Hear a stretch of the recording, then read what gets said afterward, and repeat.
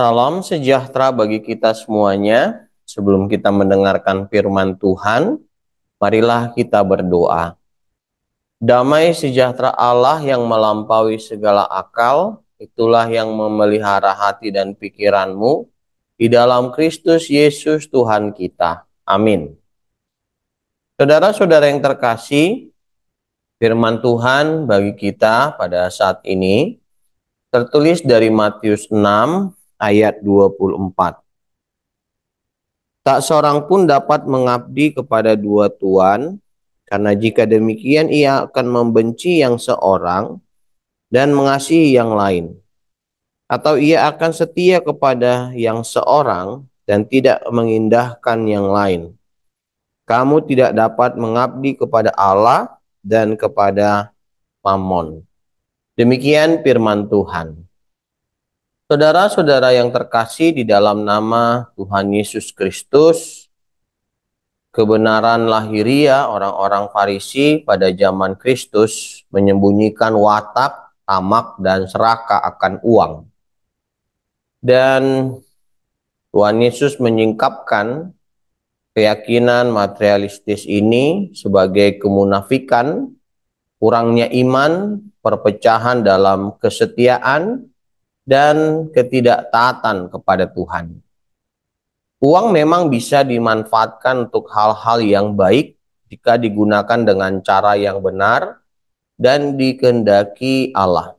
Namun cinta akan uang adalah akar dari segala macam kejahatan yang dapat menyebabkan sebagian orang menyimpang dari keimanannya, sehingga menimbulkan banyak kesedihan dan kesusahan, serta duka.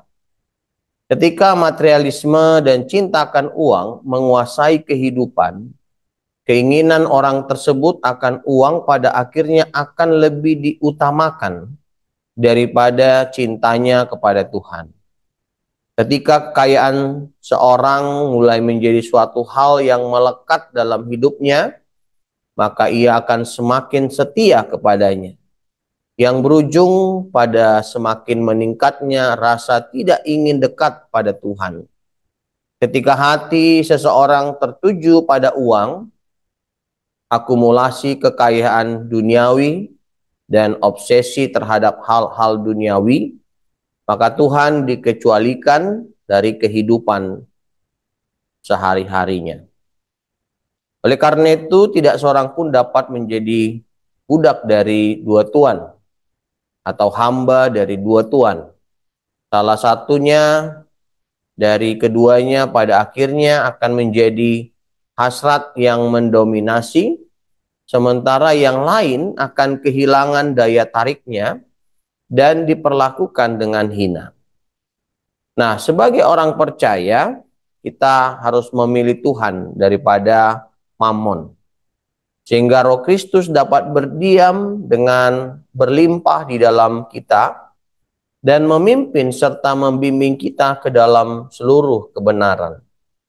Kekayaan dapat digunakan untuk kebaikan apabila Tuhan ditempatkan pada kedudukannya yang selayaknya.